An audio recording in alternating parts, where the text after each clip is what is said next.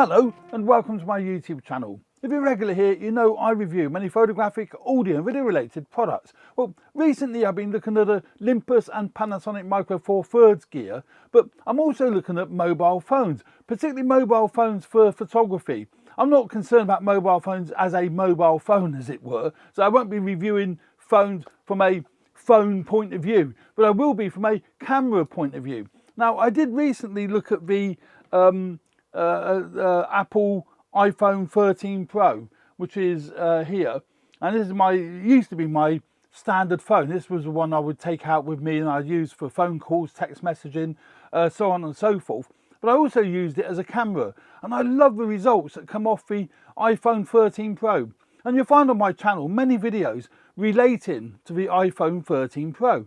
Well, I've recently got my hands on the Samsung S22 Ultra, which is this one here, and it's a larger phone, great for my eyesight. It's Android as opposed to obviously iOS, and there's a lot of things I love about Android. I'm not going to go into all of that here. There's always going to be this battle between iOS lovers and Android lovers. I'm not a lover of either system. I'm a lover of what gets the job done and what is easy to use. And they both have their pros and cons in that particular area. But I'm loving the Android at the moment. It's got, I can set the apps to be a large icon on the display as opposed to the smaller icons that are on the iPhone. The display's nice and large, but primarily it's the cameras that actually interested me when I got this phone. I've heard a lot of good things about the cameras and what they're doing, and I've been looking for a replacement to a traditional camera when I go out and about. I'm getting older. I'm not so fit as I used to be. I never really was that fit, but I'm not as fit as I was, some years ago. So I've been looking at a replacement product that I can use as my standard camera. Not the sort of camera I would use if I was doing sports or if I was doing wildlife or even portraits, anything like that. But me out and about camera when I want to take decent photographs, but I don't want to take around lots of gear to get that decent photograph. Now, I did recently purchase the Olympus Pen F, and I've got it here. I will be keeping this camera. It's adorable. I love this camera. It does take amazing images. It's a beautiful camera to use, and I really adore it. It's a really, really nice camera, and it's really, funky. I mean, it's really nice looking. It's just a really nice camera to take. But, I will actually put up here, or is it up here? Up here, I think. A link to my review of the Olympus Pen F, so you can actually take a look at that yourself. It's getting some good feedback, that particular review, so it might be worth taking a look at that. So I did pick up this Pen F. Obviously it takes Micro Four Thirds lenses, and that's, great, interchangeable lenses. It's got all the, ticks all the boxes, apart from one, the size. Now it is compact, so it's not heavy, but it's not anywhere near as convenient or as compact as a mobile phone, such as my Samsung S22 Ultra, or even more compact, my iPhone 13 Pro. And again, with the phone, it's always with me.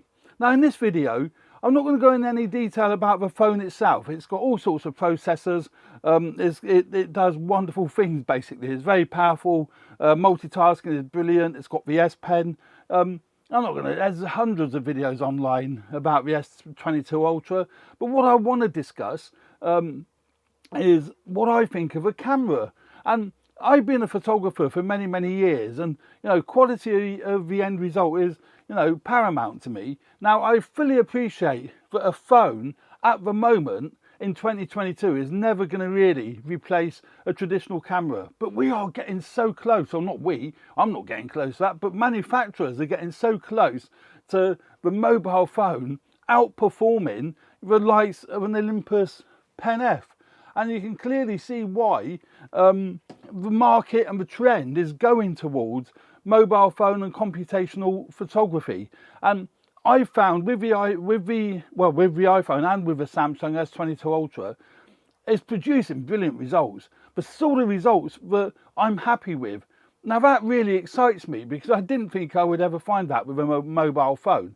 The one big downside with using a mobile phone that I've discovered and I discovered this a long time ago, is holding it. How you hold it to take photographs with. It's really clunky. It's not nice. It's just not ideal, because obviously when you turn it on, you go into the camera mode, any of the camera modes. You either got, you know, this button here that you push. That's fine, but how do you hold it to get to that button? Or you can use one of the volume buttons on the top here. That's okay, but you're likely to use your finger. Your fingers are likely to, you know, block the lens.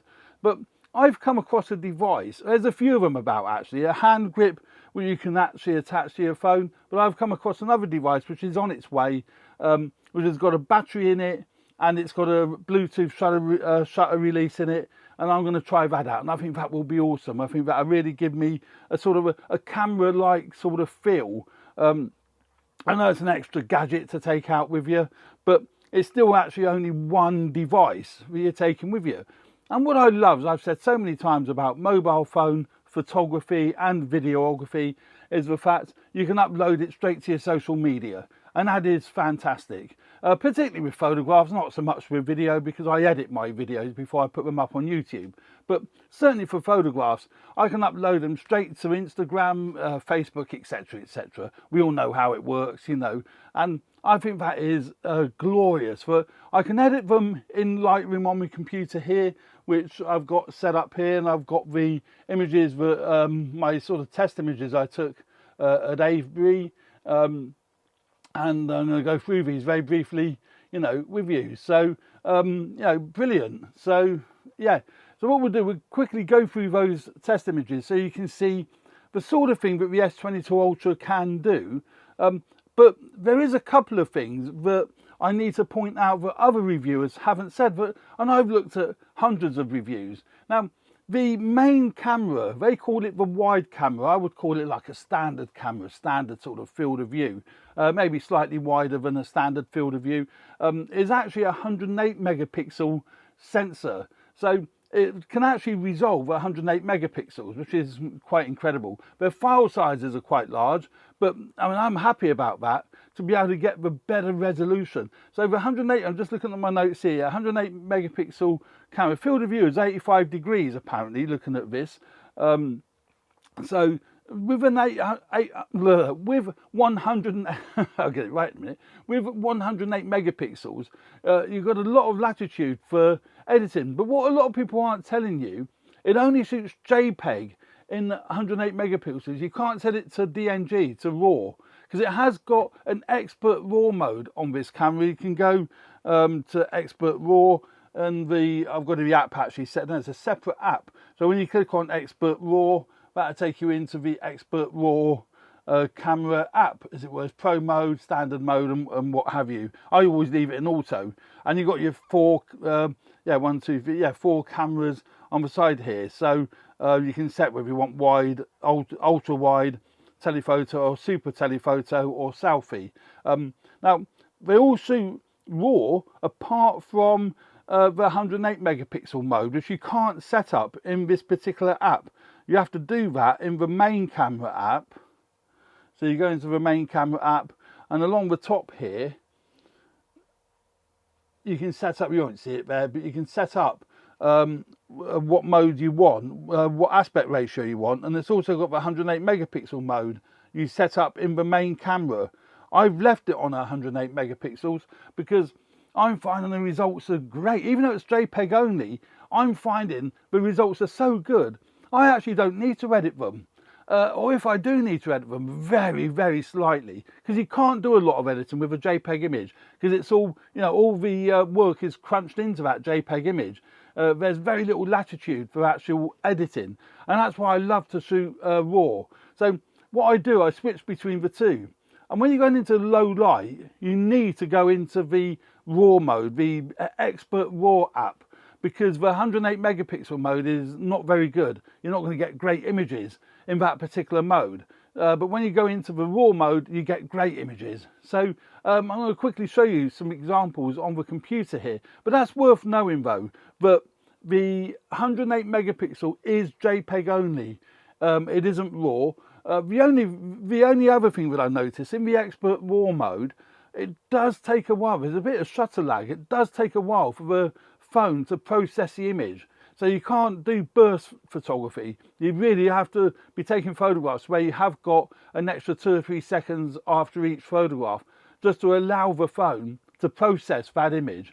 That's not a big deal. I found it a little bit annoying occasionally, but overall I think that's, you know, perfectly acceptable. Don't have an issue with that. So what this mobile phone has, as far as imaging is concerned, it's got 4 cameras or 4 sensors. So we've got the 40 megapixel selfie camera. Actually it's 5, isn't it? So it's got the 40 megapixel selfie camera on the front. So that gives you really good high resolution. That's brilliant for doing your selfies. Probably one of the best in class, I would think. It's got the 12 megapixel ultra wide lens on the back here. I'm not sure which order they've put them on here actually, but it's one of them is a 12 megapixel ultra wide. Then it's got the 108 megapixel f1.8 main lens, which is great. And as I said, it's got the 108 megapixel mode. If you use other modes, it actually pixel bins that down to 12 megapixels. So it's only 108 megapixel if you use the 108 megapixel mode. And as I said earlier, only use it in certain conditions, mainly outdoors in good lighting. Because if you go into low light, it doesn't work very well at all. You're best off switching to the 12 megapixel mode. And then it's got the 10 megapixel 3 times telephoto lens. So that's pretty decent. The results are really good. Then it's got 10 megapixel, 10 times telephoto lens. So you know, that is phenomenal. I think it's pretty much the only mobile phone that has a 10 times optical telephoto lens in it. It's not the sharpest, but it's pretty good. And it's certainly better than not being able to get the image or cropping into an image, you know, because you can't crop too much with these mobile phone sensors because they don't allow you to. Although I have cropped with the 108 megapixel mode because there's a lot of resolution there to enable you to do cropping in post-production. So that's what we have with this particular device, and I think that's phenomenal, all built in to a very, very, very nice, sleek mobile phone. And as I said, take that with me. I don't need to take, you know, my Pen F or, you know, anything else. So now let's have a quick look at some of these images, just so you get I'm not going to go into great detail in these images, but it will be up on my Flickr site, so you can take a look at them there. That'd be preferable actually, rather than studying on this YouTube channel, because you can pick them out and you can really, you know, zoom in, and you can, you know, have a look at them much closer on my Flickr page than what you can on my YouTube channel. So I highly recommend that you do that. But if we have a quick look at them here, let's just go through them. Come on. So now this was taken with the 108 megapixel mode. You can see that by the 12,000 by 9,000 pixel camera, you know, the aspect ratio, as it were. And it's just colours, the sharpness is absolutely superb. I mean, look at that, that's zoomed in 100%. I think it's more than 100%, but that is beautiful quality. What I like in this mode as well, that it doesn't over sharpen the image. Now, in the other modes, even in the DNG RAW mode, it applies too much sharpening, and that is kind of disappointing. But fortunately, you can bring back the sharpening if you're into programs like Lightroom. But I find it's, you know, too over sharpened. Luckily, in this mode, Samsung haven't over sharpened the image, so you don't really need to do any work with it. I think that is great. Again, you know, really, really nice. The color rendition, I think, is lovely. I have actually done, when I went out to Avebury, I took my iPhone 13 Pro and my Olympus OMD EM1 Mark III, and I did a 3-way comparison between the 3. And that video will be going live at some point soon. It's well worth taking a look at that. I think I was incredibly surprised with what my final verdict was, and I think you will be when you see that video. Yeah, color rendition, shadow detail. Look, you can see detail in the shadows. What I like as well it's not removing the shadows. So I mean, look at the clarity, the colors. It's just beautiful. It's, you know, everything about it is just so nice, and that is so printable. Look at the sky there. And I have not edited these. These are straight out of camera, or straight out of phone. I'd rather say straight out of camera, you know. I've not edited these, and it looks just so natural. And I've always found with digital, see, look, you can still see the shadow detail, but it hasn't tried lifting the shadow so much that it looks unnatural. And I don't like that. If there were shadows there, let's see the shadows, but let's see a bit of detail in the shadows for sure. But you know, we don't want them crushed. Like we don't want the highlights to be completely blown out. You know, you see all of these. It's just there. Look at the shadow detail there. You can clearly see the shadow, but there's details in the shadow without it looking unnatural. The sky, the greens and the blues is just really, really good. Skin tones, you know, my brother's skin tone there. I think it's producing really nice skin tones. Again, clarity, sharpness. I have no issues now using a mobile phone for my, I said this before actually with my iPhone 13 Pro, but I definitely now have no issues taking out my Samsung, knowing, looking at these test shots that I've done, knowing I'm going to get some really, really nice photographs, you know, out of it. It just seems to get the focus right, and I didn't muck around with the focus. Now, I mean, focus is one of those I find it is an interesting issue with mobile phones. You won't get bokeh with a mobile phone like you get with a traditional camera. You won't get it. It's as simple as that. And this is why mobile phone manufacturers are going down the road of computational photography and creating fake bokeh. And it is getting better and better and better. Now, I haven't done any portrait shots on this shoot. It wasn't my intention to do so. I don't play with that particular feature. But if bokeh is one of your key things, you are best off getting even a micro four thirds camera. Even the micro four thirds camera isn't the best at creating bokeh because the sensor is still quite small, but it's certainly going to be better than using a mobile phone, particularly if you use a lens with a very wide aperture. So your depth of field is greater with a mobile phone than what it would be with something like the Olympus Pen F and certainly APS-C or full frame. But when I'm going out and about, I want to be able to get the image. I'm not terribly concerned about everything or nearly everything being in focus. In fact, it's quite nice, but I don't even have to worry about it. You just take the photograph and it's there, you know. And these are lovely. Again, you know, the brickwork, the colours in the brickwork is just very natural. So, yeah, now this was interesting. I say interesting. It's not an interesting photograph by any means, but I took this purely so I could see whether it was blowing out the very bright light in the distance, i.e. the daylight coming through the back of this, hall, shed, whatever it is. I mean, it's a converted barn actually, but they are converted barns. But it hasn't blown it out at all. You can clearly see the hedges and the fields in the background, and you can clearly see detail in the shadows here, but it hasn't tried lifting the shadows so much that it looks unnatural. So again, I'm really, really pleased with that. In here, that was near enough pitch black. It was really, really dark in there.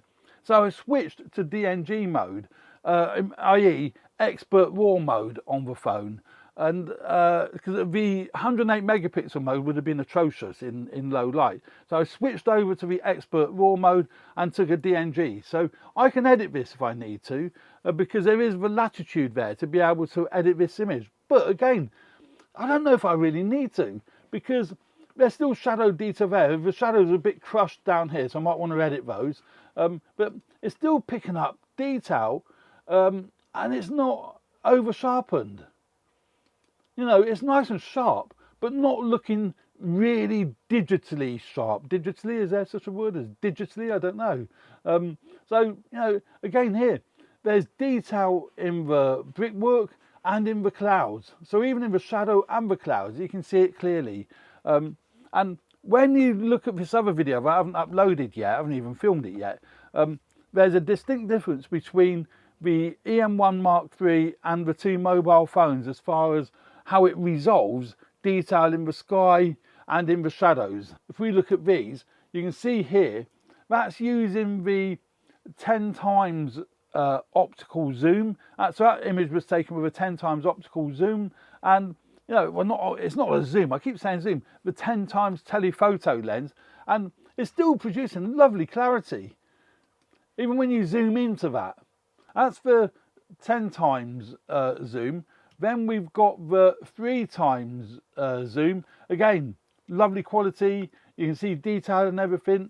And then you've got the standard lens, and then the ultra wide. And you can see there, you can see where it's on top of my camera because there's my actual stills camera there. So you can go from ultra wide, which is great, right through to 10 times zoom, all in one unit. Again, inside, it handles the ISO lovely, it handles noise lovely. You know, to be able to do all of this in one product, I think is phenomenal. I really do. This day and age, I think it's phenomenal. And a lot of it is down to the artificial intelligence, the computational work that's going on under the bonnet. And you know, that's not happening in your traditional camera. But as I said earlier, and I'm going to reiterate this, take a look at these, all these images will be on my Flickr page. Take a look at them on Flickr. You know, that's the thing to do. That was extremely dark down the side there and extremely bright in the cloud. But even in the DNG mode, it's handled that perfectly. Absolutely perfectly. You know, you can still see shadow detail, but it hasn't made it look artificial. So yeah, and again there, you know, plenty of detail in the sign, plenty of detail everywhere. Yeah, so there we go. That's my look at the Samsung S22 Ultra. I love the cameras on the phone, and I love the phone. I think it's a great product as an all-round phone.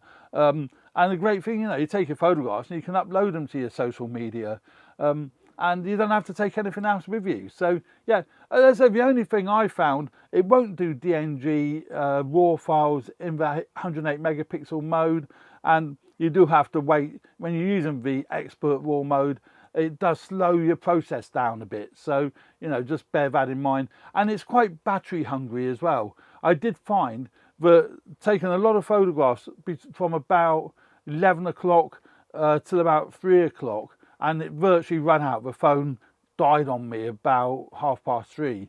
That was a bit disappointing, and I had it fully charged. I had fully charged it earlier. That might be something I haven't got the settings right. Maybe I need to. I'm not going to look at that as a criticism at the moment, because it might be something that I haven't set right. But yeah, great product. And as I say, keep an eye out for the next video to come up, which is a comparison between this and the iPhone and my EM1X. Not EM1X, EM1 Mark III. I hope you found that video useful. I found it very interesting comparing these cameras, and as I say, mobile phones are definitely getting better and better, and I'm utterly convinced now that it won't be too long now before the mobile phone does completely kill off the compact camera market. It near enough has. But I even think that Sony won't continue with the RX100 range. I don't think Ricoh will continue with the GXR, GH3, GRs, isn't it? GR3, you know the one I mean, the street camera. I don't think they'll continue with that range because mobile phones are just getting too good. They really are getting too good. There we go. So thanks very much for watching. I was going to say something else about mobile phones and compact cameras, but I'm not going to get into that because it's quite, you know, that's a really complex one. But there we go. Thanks very much for watching. Stay tuned for more videos relating to video and photography. Hit the like button if you liked this video. Really appreciate that. And subscribe if you haven't already done so, to keep an eye out for more content like this coming up soon. Cheers for now. Bye.